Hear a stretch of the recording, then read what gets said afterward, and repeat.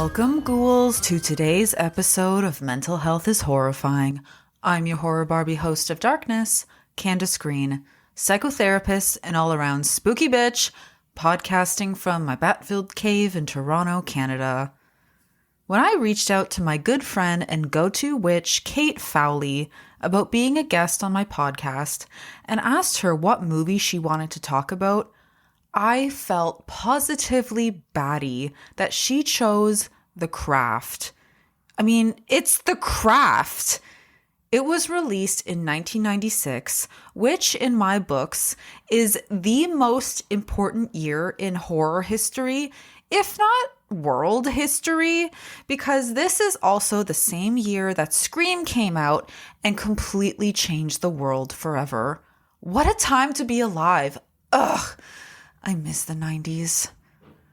This is a movie that has a hold on an entire generation and continues to be a guiding light for future generations of witches coming up in the world. Kait Fowlie is the perfect person to talk to about this with because she is a true guiding light for me. Together, we talk about the place this movie holds in our hearts and the parallel process that occurred as we watched a movie about girls finding themselves through magic while we found ourselves through this movie too. We talk about how The Craft is a movie about both the illuminating and terrifying paths we take to find ourselves. Now, let me tell you a bit about Kait Fowlie, okay? Kait is the witch who has had the most profound impact on my path as a witch and tarot reader. She is the witch that I go to when I need to know what is going on astrologically, when I need some birth chart wisdom, or when I need my own healing space as guided by the moon. Kait is a professional astrologer, tarot reader, and teacher with clients all over the world. She doesn't claim to have all the answers, but she is deeply devoted to serving others as a trusted guide, informed interpreter, and compassionate source of cosmic light. She is the host of Magic Woman Radio podcast and always has something magical brewing inside her esoteric school, Curio Tarot School. There is no one I'd rather talk about the quintessential horror movie about witches with than Kait. Okay, so let's get right into it. Let's check out The Craft and its portrayal of the paths we take to become ourselves, witchcraft and volatile teen friendships and all. To the other kids at St. Bernard Academy, they were the girls who didn't belong. Whatever you do, stay away from them. Why? They're witches. But after years of being on the outside, Why'd you lie about me? I don't want to go out with you again. Please, stop begging. It's pathetic. 4 girls are about to discover the dark side. You ever heard of invoking the spirit? Black magic. We can make things happen. I mean, this is it. This is real.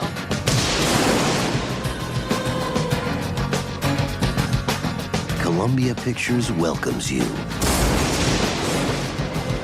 the witching hour.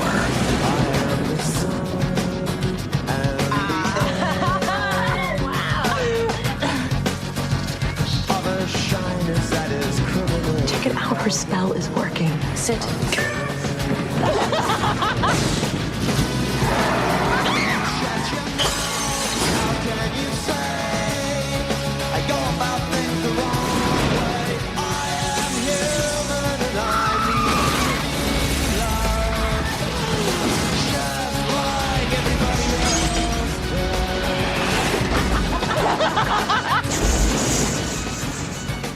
The Craft.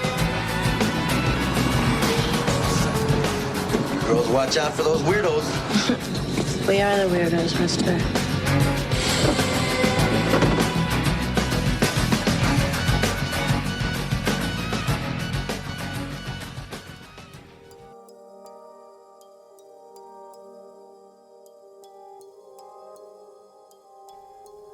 Sarah, a teenage girl with magical abilities, moves to Los Angeles with her dad. At her new school, she befriends three girls, Bonnie, Nancy, and Rochelle, who turn out to be witches. These girls are also excited that Sarah seems to be a natural-born witch, and she is the fourth, completing an air, water, earth, fire circle and making them all powerful. Each girl is coping with her own personal challenges, and the group finds both solace and power in their witchcraft practice and in their friendship group. They have a great time in their group. They conjure the spirit Manon, they have cute rituals in the forest where butterflies fly around, they play light as a feather, stiff as a board like every teenage girl in the 90s did, and all of their problems improve. Life is great. Until it isn't. Drunk with power, the girls begin using their powers to harm others. Many of their spells begin to backfire too, with unintentional negative consequences. Things are getting out of control. Nancy in particular goes off the rails and murders popular jock Chris, who is not a great dude in general, but you still probably shouldn't throw random dudes out the window, you know? Sarah is like, okay, we gotta cool it, and she unsuccessfully attempts a binding spell to prevent Nancy from doing more harm, and then the coven turns on her. The remaining trio perform a glamour on Sarah, causing her to believe that her home is riddled with creepy crawlies, and that her dad has died in a plane crash, and then they attempt to drive her to suicide. But being the powerful witch that she is, Sarah successfully fights back with magic and defeats the girls, including Nancy, who she successfully binds, preventing her from causing harm forever. Bonnie and Rochelle, finding their powers gone, visit Sarah to attempt reconciliation, only to find that she wants nothing to do with them and that Manon took their powers because they abused them. Nancy has been committed to a psychiatric hospital, but Sarah, on the other hand, well, she still has her powers, indicating the benevolent nature of her magic.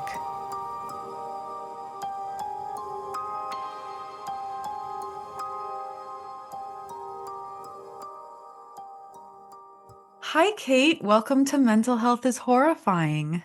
Hello, thank you so much for having me. I appreciate you. I appreciate you. I mean, I think I more than appreciate you. You're my favorite witch. Like, you're my go-to witch when I have a witch problem or need to know something witchy. You're my witch. So I was very excited when you propose that you would like to talk about the craft because that is, I mean, in my opinion, the witch movie. It's so influential. So I would love it if you could share, I mean, two-part question. Number one, what is your relationship to horror movies currently? And number two, what does the craft mean to you? Oh, thank you. Thank you so much for that beautiful reflection too. I appreciate you. You're one of my favorite witches, like without a doubt too. I've always been interested in horror for sure. I've always been a little bit of a ghoul, and I have like vivid memories of the horror section of Jungle Video, the store like that we rented videos from. It just felt like a portal into another universe of darkness and taboo and complexity, and I was just fascinated. So, always been a horror fan since the jump.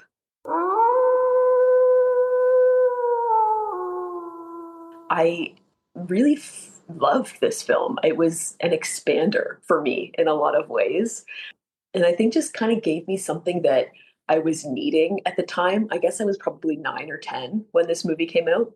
So I was pretty young, but there was a part of me that was ready, I guess, to be awakened to the idea that I could be a powerful human and that I could be a complex human and not be accepted by everyone. It just gave me an example of what a magical life could look like. And it really spoke to me. Like those characters just made such a strong impression on me.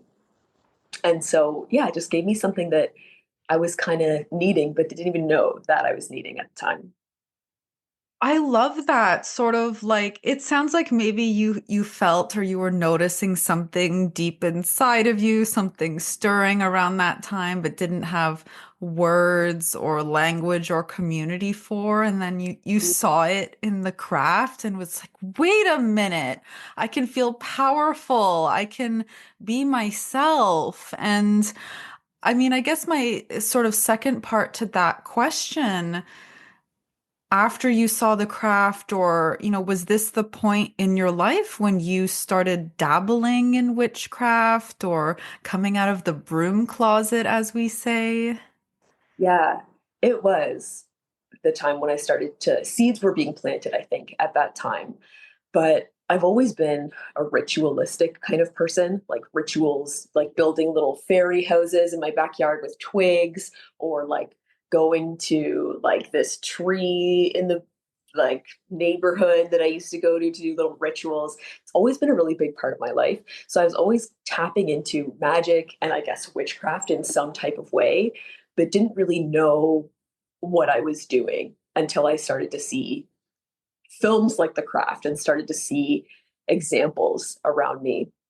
And so, yeah, it was definitely a time where seeds were being planted for my magical life. And it wasn't till a couple of years later, though, that I actually got my first tarot deck. When I was 11, I got it. And one of the things that I always did as a kid was kept a journal and tracked just my thoughts and recorded everything about my life, I guess. And I made a little time capsule when I was 11, and I wrote this time capsule to my future self, and I shared all these things that I hoped that I would be. And one of them was a tarot reader. And I had like cut out pictures from magazines and like made this little collage. And I was like, dear future self, I hope that you become a tarot reader because I have my own deck right now, but I'm a little bit freaked out by it. I don't really know how to use it, but I hope that you do one day. And so that message to my future self was something that I found later in my life, not until my mid 20s, really, I found this thing and took it as a sign from my past self that I needed to become a tarot reader. And yeah, so I'm pretty pretty comfortable with the title tarot reader now and witch now, I guess, right? This is the witchiest story I have ever heard. It almost sounds like you time traveled to another dimension or version of yourself and like planted this and manifested it.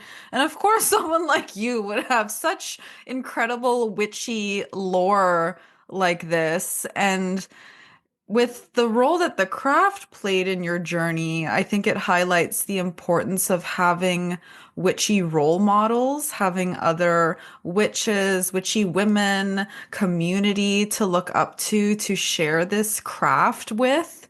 And I want to ask you about the friendships in this movie because I think in the movie, they're all role models to each other, making up the four elements to make the circle, to make this group that they feel empowered to work through some of their traumas in. So I would love to hear your thoughts on the friendship between the four girls, Sarah, Bonnie, Nancy, Rochelle, iconic. Yeah, what were your thoughts on the friendships in this movie? Well, I think one of the reasons that this film stuck with me so much is that it gave me an example of what it would look like to have magical friends and to have, yeah, like role models in your life that helped you to become your most powerful self. And it's a really intimate connection when we're making magic with people. Like the idea of a coven was something that I just thought was so cool. Like, oh, and I still do, but I still am very much a solitary witch. But I think that when I was watching The Craft as a young kid, I was like, one day I'll have magical friends and be that far out of the broom closet that I could like make things happen with people.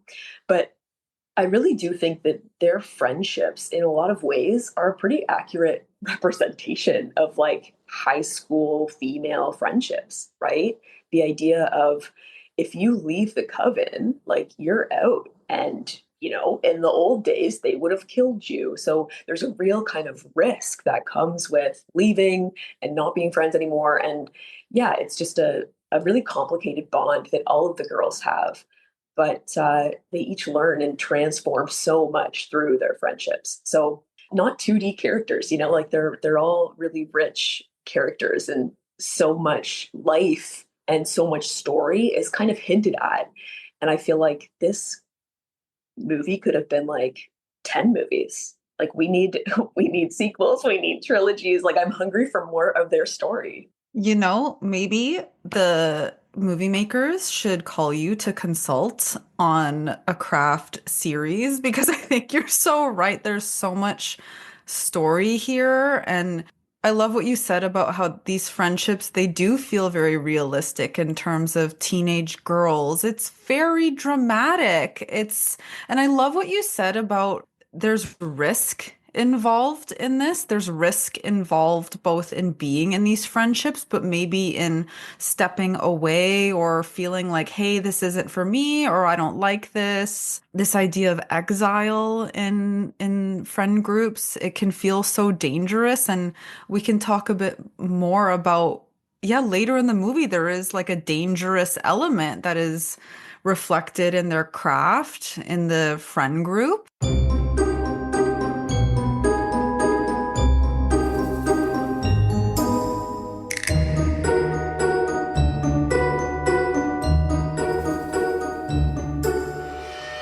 I think a big part of what brings these girls together in friendship and in magic in the first place is they're all going through a form of personal crisis, difficulty. There's grief, body image stuff, racism. I would love to hear your perspective on how witchcraft, both in this movie and in your life, how you see it as a form of personal empowerment. You really do see each of the girls using it to empower themselves, for better or for worse. Like we see Nancy using her spirituality as a means of escape from her personal life at home. We see Bonnie using witchcraft as a tool to feel more embodied and in her body, because there's, all the burn scars that she has, and there's struggle around that. And we see her like blossoming, like physically, and becoming more comfortable with her beauty. I guess all of the girls do. But then Rachel True, of course, dealing with racism and bullies and just the horrors that she's experiencing, she uses it to support herself in loving herself, even though other people are horrible towards her. And Sarah, we see her using witchcraft in a different way, I think, than all of the girls. Sarah is definitely the most grounded of them, being the connected with the earth element. Yes. And we see Sarah just kind of living alongside her gifts in a way, and not necessarily trying to do too much of anything with it until she combines forces with these girls. And then she's sort of like, okay, well, if we're going to do this, like you have a sense that Sarah just kind of understands the real gravity of making magic and the importance of like doing it mindfully and not just to like hurt people and get back at people. Yeah. Oh, and I love your acknowledgement that Sarah is Earth and she does bring a more grounded element to her practice and the friend group.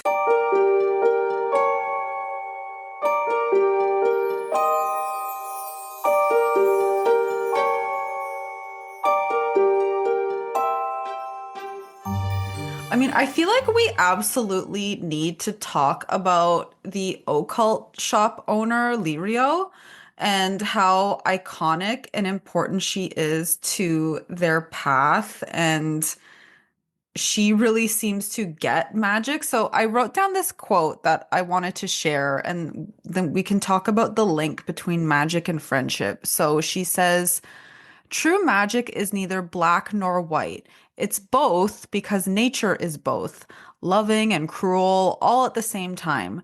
The only good or bad is in the heart of the witch. Life keeps a balance on its own. You understand? She really wants them to understand. So I love what you were saying about Sarah being grounded and it's coming from maybe a more natural or benevolent place. So what is the link that you see represented in this movie between magic, friendship, good and evil?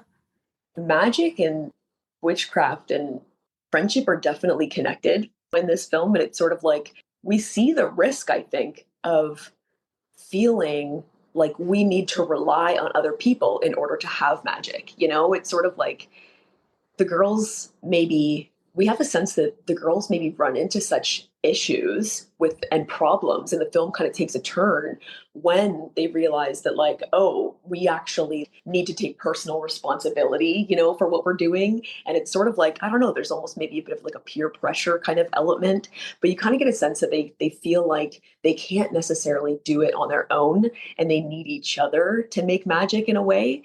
So I don't know, I feel like it kind of takes, like, we see them struggle on their own and not feel like they can connect with their own personal power, except Sarah, really. Yeah, and I think it really speaks to this idea, friendship and witchcraft and magic all being linked about, this idea, from where I come from in the therapy space, that creative expression is sort of like the key to healing. And that can be seen in so many different therapeutic modality, dance movement therapy, creative arts therapy, psychodrama, but witchcraft in itself, like that is a creative expression and it can be so healing in itself. And I think someone like you, that is the work and the service that you provide to the world. This ability for people to feel seen, to connect in a coven and the groups you run, and also to heal through the creative power of magic. Yeah. And we see that in the film. We see these beautiful moments of them making magic together. Like when they're doing the ritual at the tree and like this swarm of butterflies comes by and they all have this magical moment of like celebrating magic together and witnessing the nature of beauty and just being in awe together. And as their own personal power grows throughout the film, and we see them like walking into the school together and just feeling like in their power, feeling beautiful and doing all the things. We see that like in strengthened. We just see so many nice like representations of enjoying magic together in their friendship circle.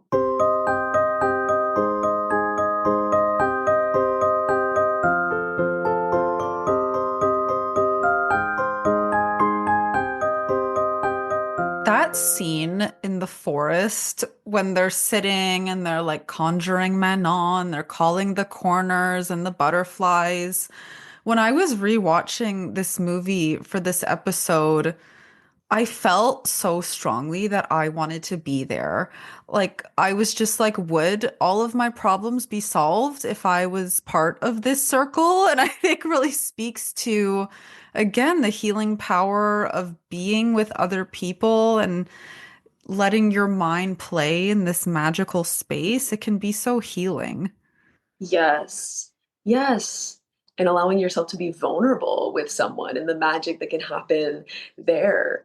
But also, we see, of course, that take a dark turn in the film where Oh my gosh. their vulnerability is kind of used against them. Yes, at a certain point, everything Yeah. turns dark.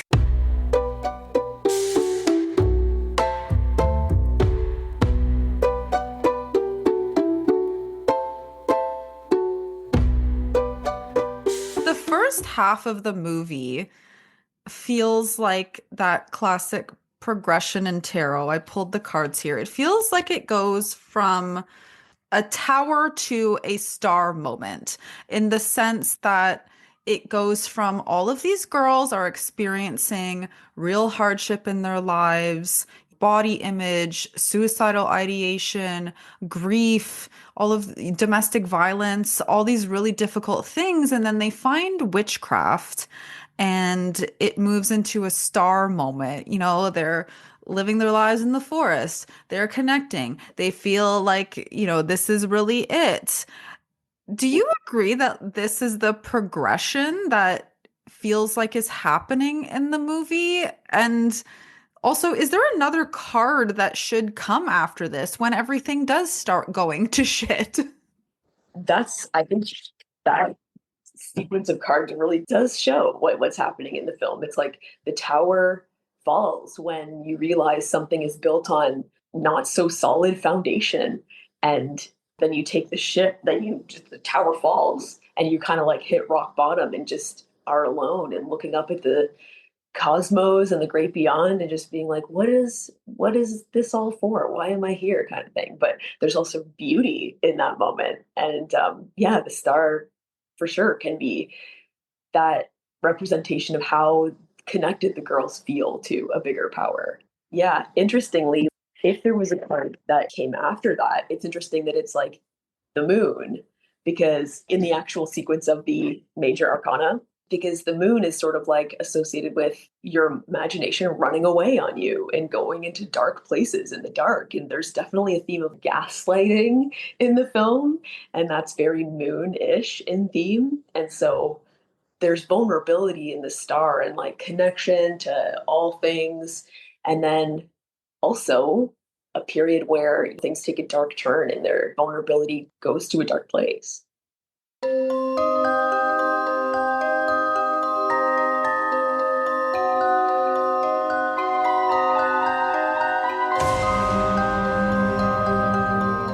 I think that really speaks to that risk that we pinpointed in friendship and vulnerability, because you're so right. Like in the star, it feels like there's this moment of connection and, oh my gosh, this feels so good. We've all found each other. But with anything worth doing in life, and certainly in intimate friendships, there's risk. And I think in particular, you mentioned gaslighting, them, doing all those horrible glamours on Sarah, where she believes that her dad was in a plane crash and she's going to be alone forever.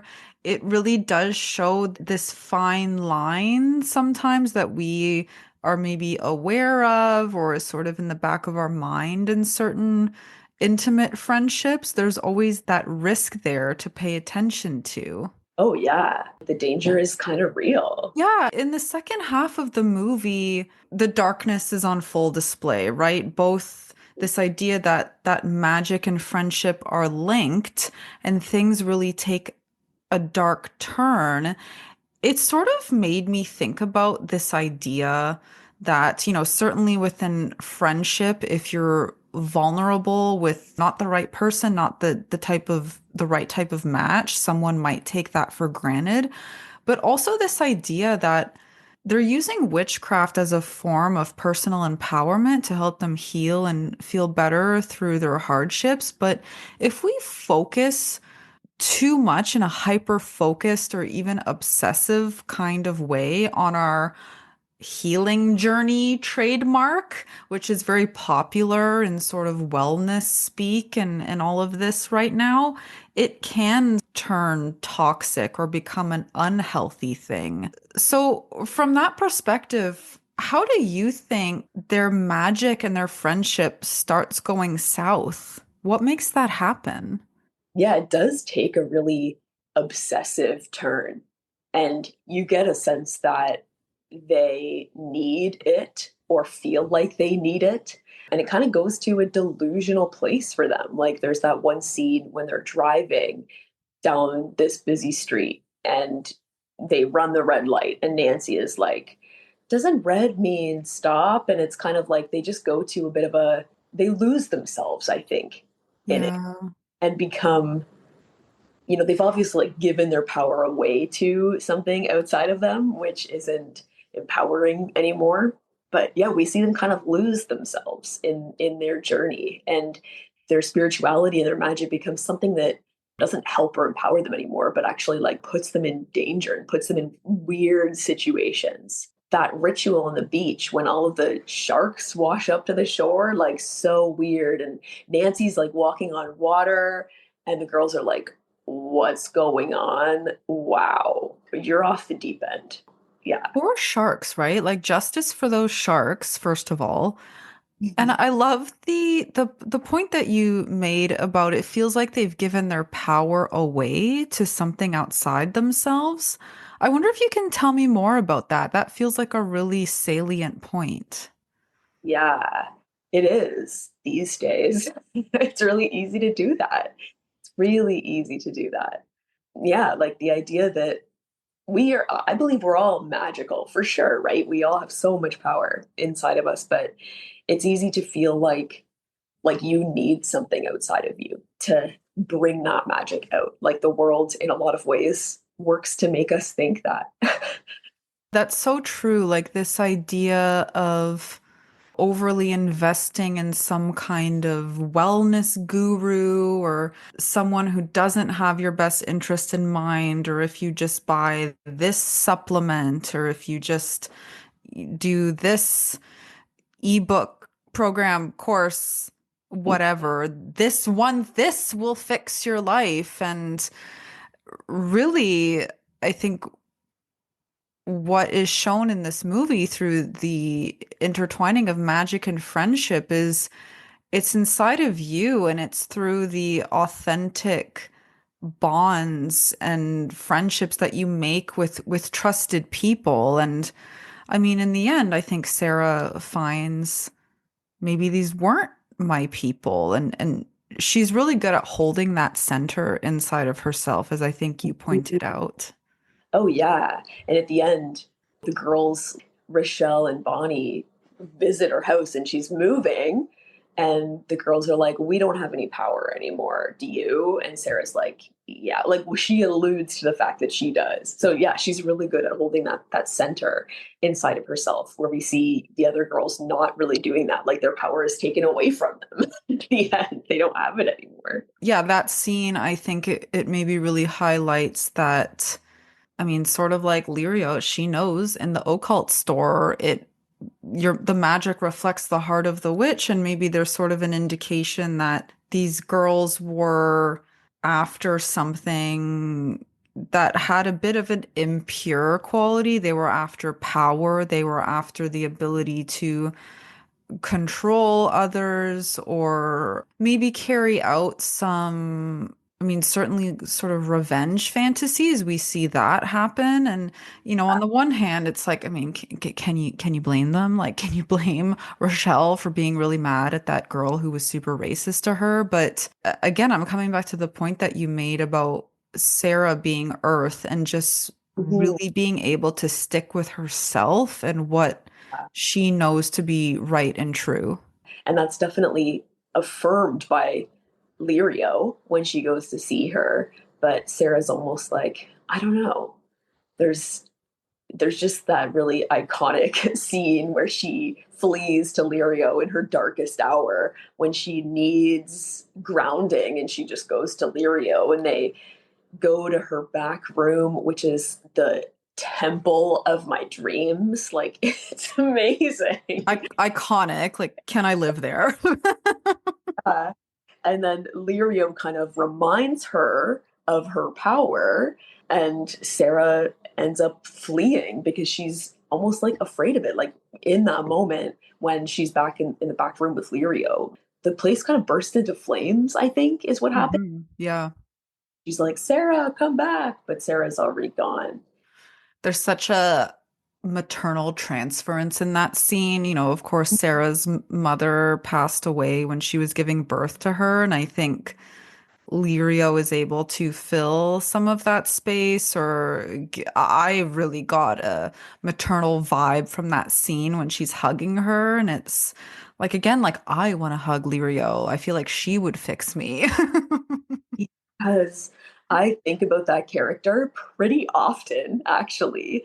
Like, I really, I strive to embody that character in life. Honest, honestly, she is just, she has such a presence and a knowledge and a certainty about her. And I mean, if Lyria was in charge of the world, we'd probably have world peace, I think. I think so. Yeah, she's literally the best. So I would like to end on a question about this movie's legacy. And I think this movie has a really big hold on our generation, which is the millennial generation. I think certainly Gen X as well.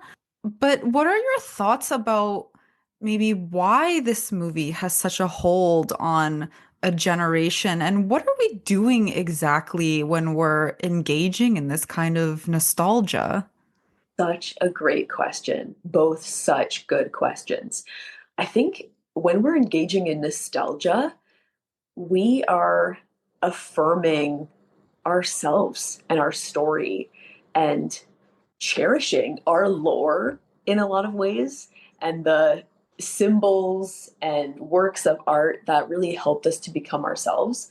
I think nostalgia can play such a healthy role in building a strong self concept. And on one hand, I guess it could take like an unhelpful turn if you're kind of like living in the past and not evolving with yourself. But yeah, nostalgia is, I don't know, there's something about it that's so important. I love what you said about how it's affirming our own lore and it's sort of honoring ourselves in that way. Of course, if we were too much in that nostalgia and we're focusing too much on the past and this idea the past was better, there's nothing good now, it's all about the past, that can, of course, become unhealthy. But I love your point about this idea that we're honoring our own stories. And I think, especially for something like The Craft and this sort of 90s witch thing that is very popular among our generation, I think engaging with that sort of nostalgia, it can sort of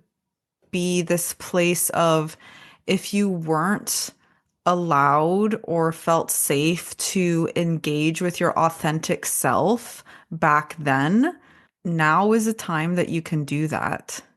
Yes, that's so true. Yeah, it's sort of like this idea that we have an inner adult and the inner child or the inner teen. And you can now give your inner teen, your inner 90s witch, through your inner adult who's empowered now and hopefully is free to do whatever she wants. You can give her the things that maybe she wasn't allowed to have in the 90s. It wasn't safe or okay in your family or your friend group to be a witch. And it's like you can do all of that now. And we all should. We all Mhm. should. We all should. It's never too late. It's never too late to change your story, change your identity, to become even more fully yourself, to like whatever you like, and to be powerful. Like, oh, it's never too late. Never too late. It's never too late to find your people too, like in the craft, finding other witches. I would love to see what happens to Sarah next in this. And I wish there was, I know they've done the craft legacy now. It doesn't necessarily include all the same characters. There's bits and pieces here, but I would love to see a version of this movie where, how does Sarah move on from this and pick up the pieces and find her people? Because Mm. there was such good guts there. Oh, yes. Yes. And they should call the sequel We Are the Weirdos, Mister. That's what I think. Kate, Kate, I think you need to go out on the internet and like trademark that right now. I don't know how movies work, but this is something. Maybe I won't include that in this podcast so that you can trademark it before we put it out there for the general public. It must be mine. It's yours. Yeah. Nope, nobody take it, okay? Kate, I would like to thank you so much for being on Mental Health is Horrifying and for sharing your love of this movie with me that allowed me to engage with it again, watch it again, get into its guts. And please let everybody know what you're up to and where we can find you. Thank you so much for having me on and allowing me to nerd out on the craft and giving me an excuse to watch it again. So you can find me at kaitfowlie.com, Kaitfowlie, just my name.com.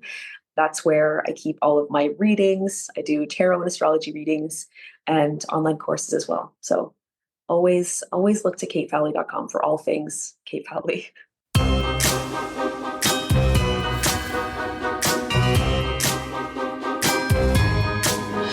And that, my ghouls, is the story of The Craft. You know what we didn't even touch on? That my second husband, Skeet Ulrich, is in this movie acting like an entire bag of dicks. But 1996 was a big year for him, and bless you, Skeet. If you're a witch like the girls in The Craft and have been struggling to fully embrace your identity, check out my course that just went live called Out of the Broom Closet, where you can move from shame to pride in claiming your identity as a witch. This course includes psychoeducation about shame, trauma, and exile within our cultural context, and witch-positive exercises to connect with your authentic self, including tarot, journaling, spell work, and creative visualization. Mental Health is Horrifying is entirely researched, written, edited, and produced by me, Candace Green, registered and spooky psychotherapist. If you live in Ontario and are interested in psychotherapy with me, I offer therapy for final girls in haunted houses who want to make sense out of the guts of their lives. I am now also offering in-person sessions to ghouls in Toronto. You can follow me on Instagram at Mental Health is Horrifying, and you can also learn more about me and my services through my website, manymoonstherapy.com. Or you can also howl at the moon and I will hear your call. Bright blessings.